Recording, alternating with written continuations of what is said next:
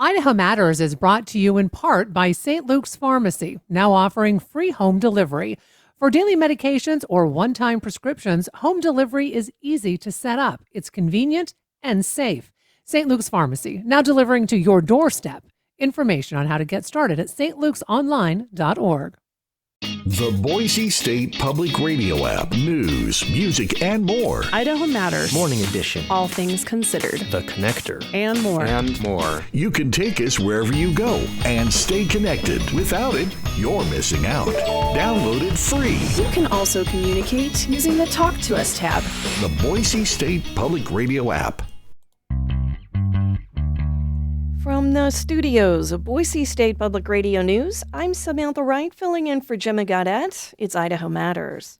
Maybe you saw him in the Evil Dead movies, or any of the Sam Raimi Spider-Man movies, or on TV, Burn Notice, Xena, Hercules, or The Adventures of Briscoe County Jr. I'm talking about Bruce Campbell, who also starred in the Coen Brothers film The Hudsucker Proxy, the Hallmark Channel's A Southern Family Christmas, and if you haven't seen Bubba Hotep, you really should. He also writes books, hosts game shows like The Last Fan Standing, has lectured at Stanford about making films, and can frequently be found at movie cons signing autographs. He's coming to the Egyptian in Boise on May 15th to promote his new movie, Ernie and Emma, which he wrote, directed, starred in, and produced with his wife. And it was all shot in Southern Oregon. And he's joining me now for a little preview. Are you in Oregon right now? I'm in the great state of Oregon currently. Nice. Okay. We're neighbors. We are. Somewhat adversarial neighbors, but it's kind of silly. No. Part of Southern Oregon wants to be Idaho, so, you know. Well, no. Southern Oregon wants to be the state of Jefferson. Eastern Oregon wants to be Greater Idaho. Okay. And here's what I say to the people in Eastern Oregon. Yeah.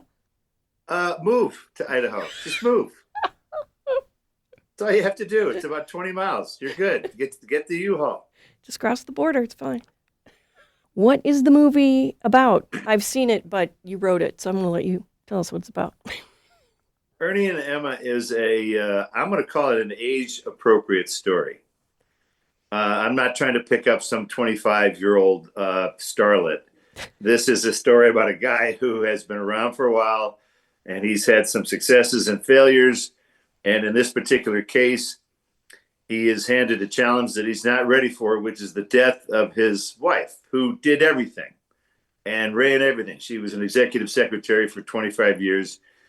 And this guy is absolutely lost. And I like picking characters that do not have a leg up, that they are not ready for the challenge that has been given to them. So this is the least prepared guy to have his wife die on the history of the planet. So that was the fun behind it, to see what we could do for this guy. What can we do for Ernie?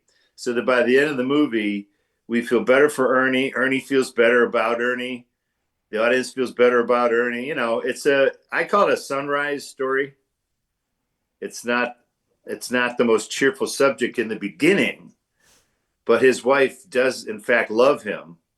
And from beyond the grave, kind of helps him deal with some stuff, whereby she leaves him a safe deposit key that he doesn't find for months later.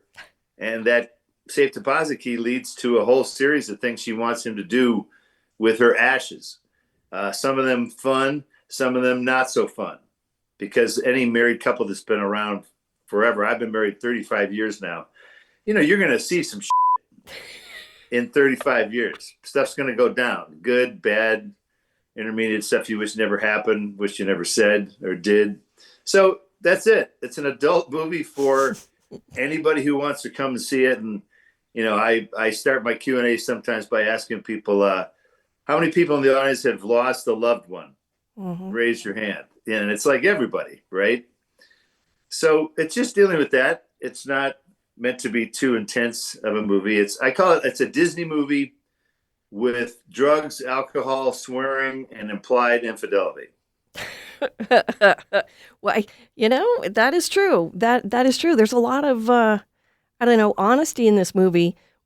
I was watching it And there's a scene where Ernie starts screaming at Emma. Well, it's actually Emma's Ern, about Right. how angry he is that she died before he did. And I think anyone who's been married for a while can really relate to that. I mean, that's a big fear, right?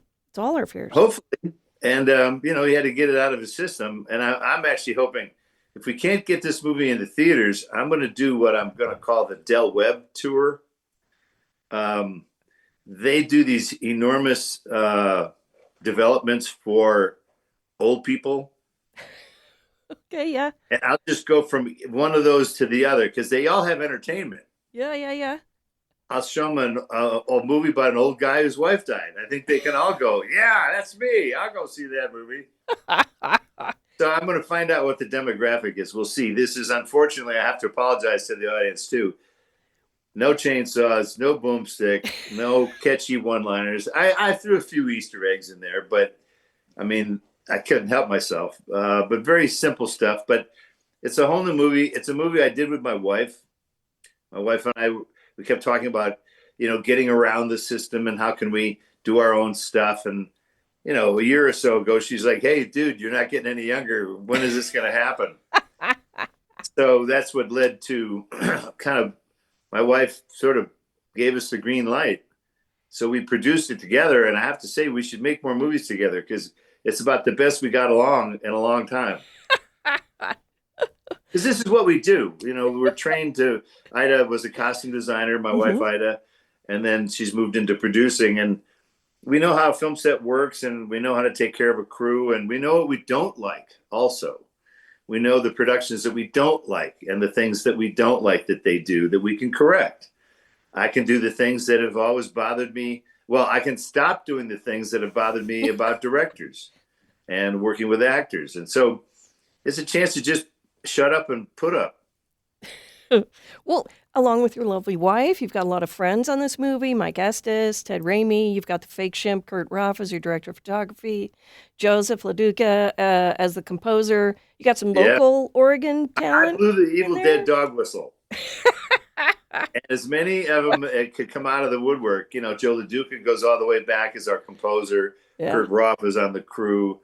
Mike Estes, the co-producer, he's a newcomer. I've only known Mike for about 15 years, Only 15. And that's what makes movies possible, though. And Ted Raimi, I can't really make a movie without Ted. His brother had me sign a contract in high school that would promise to take care of Ted. And so, because he was worried about Ted, and so I can't do a movie without Ted, so Ted has to be in it. And what's cool is, if you make a movie yourself, you don't have to make it where the producers want to make it. You can make it where it's good for the movie. This is an Oregon story. Why would we shoot in Georgia just because their tax rebate is better? You know what I mean? So we decided, no, we're going to shoot this in Oregon, in our valley, at the optimum visual time, which for us was June. Everything is up. The reservoirs are full. Rivers are flowing. The hills are still a little bit of green in them. And we captured it. We captured it at exactly the time that you needed to catch it. So, because a lot of times you wind up making movies in stupid places at stupid times.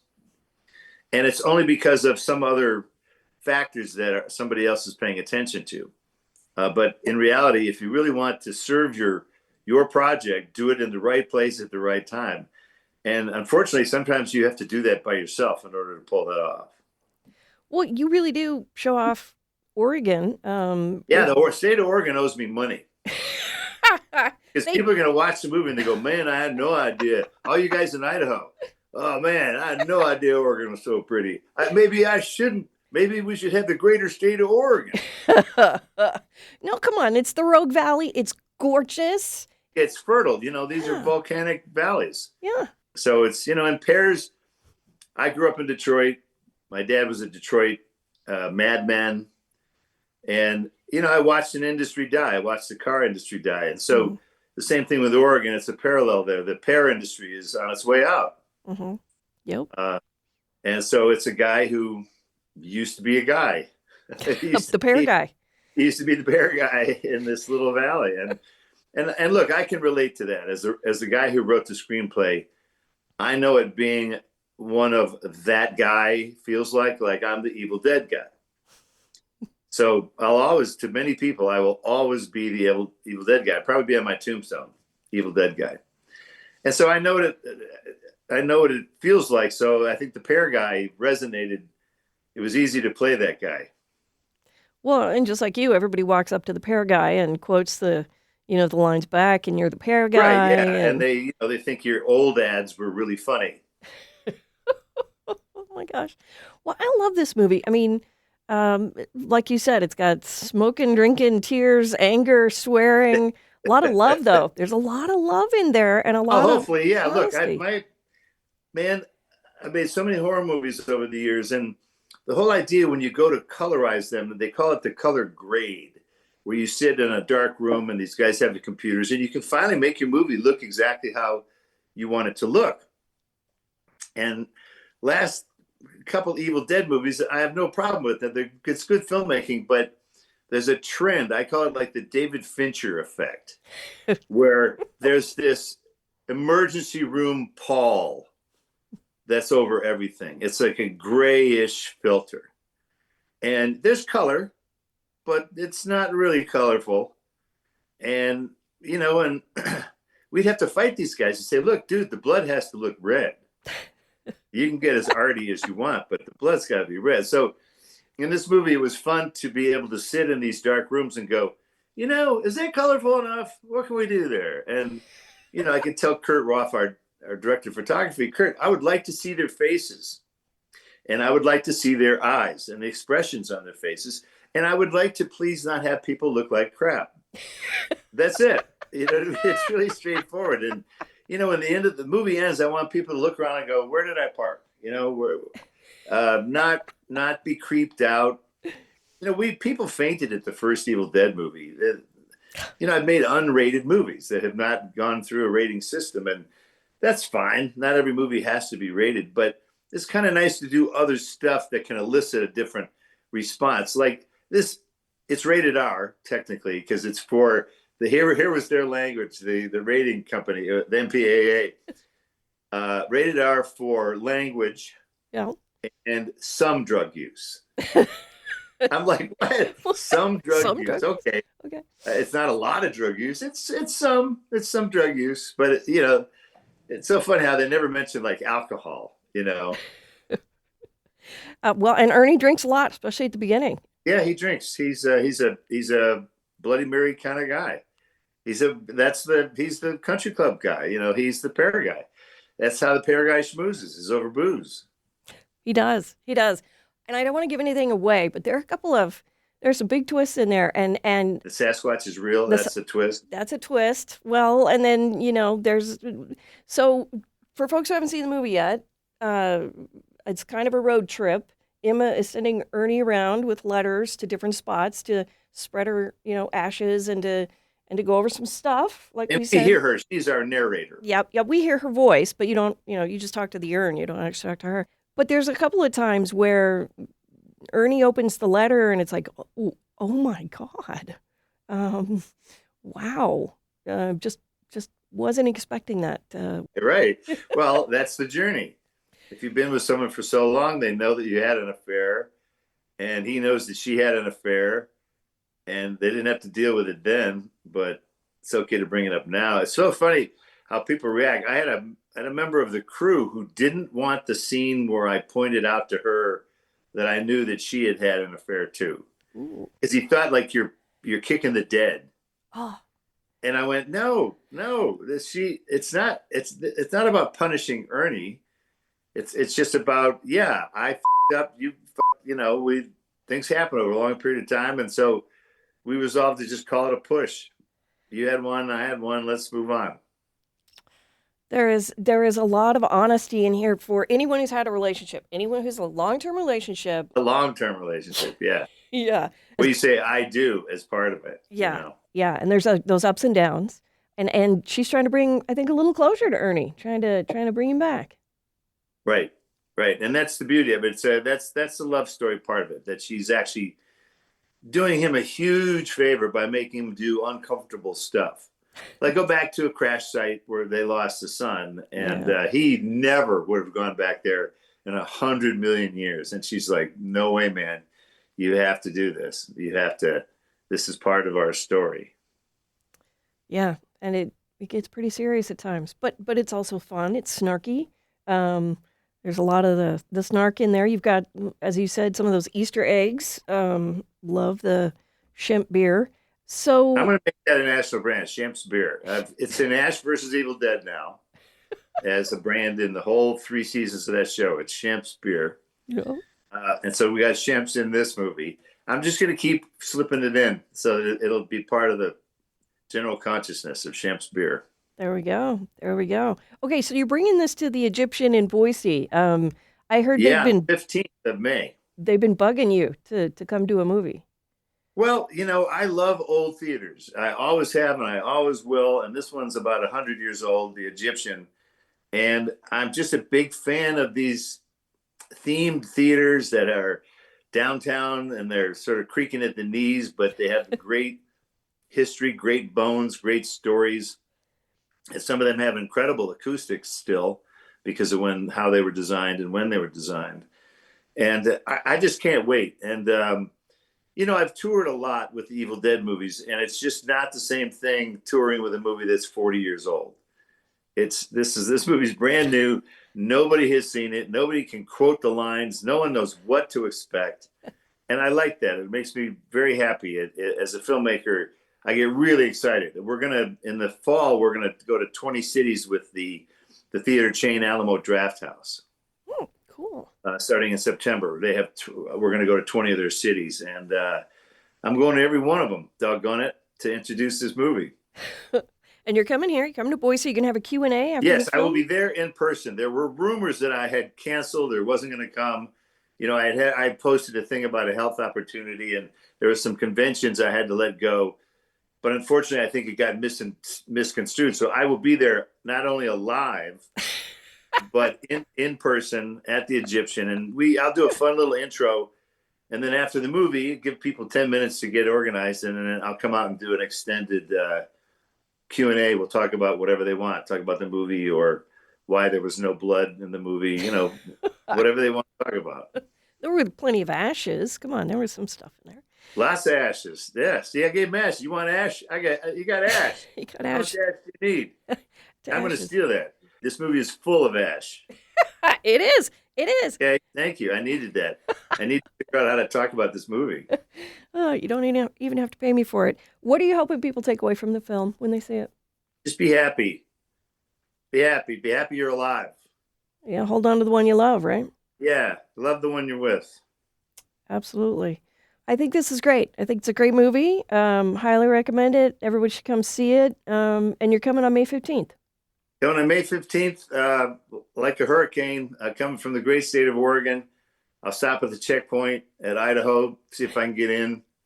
I'll show them my Greater Idaho ID. That'll maybe get me in. But I look forward to it. I can't wait to see. Idaho is a freaking gorgeous state.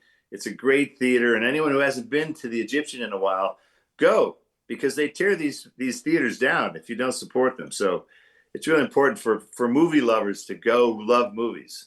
And so far, they've survived for 100 years. So I'll see you then. Absolutely. Bruce Campbell, thank you so much. Thank you very much. You have yourself a good day out there in Boise. We will. We will. All right. Ta-ta. We've been speaking with actor, writer, producer, and director Bruce Campbell about his new movie, Ernie and Emma, which was shot in Southern Oregon. It's coming to the Egyptian Theater on May 15th, and we'll put some pictures from the film on our website, boisestatepublicradio.org. And that'll do it for this episode of Idaho Matters. Make sure you check out our podcast feed because you can find more episodes of topics that might be interesting to you. And for more local news and headlines, make sure you subscribe to the Connector podcast. Find this and other Boise State Public Radio podcasts on Apple Podcasts, Spotify, or wherever you're listening right now. If you like podcasts like this, explore more from the Boise State Public Radio podcast family. There you'll find a mix of daily news, Idaho Voices, and in-depth series on a wide range of topics. I'm talking wild horses, political scandals, sustainable ranching, and militia groups in a post-January 6th world. Wherever you get your podcasts, just search Boise State Public Radio to find what Idaho's NPR station has in store for you.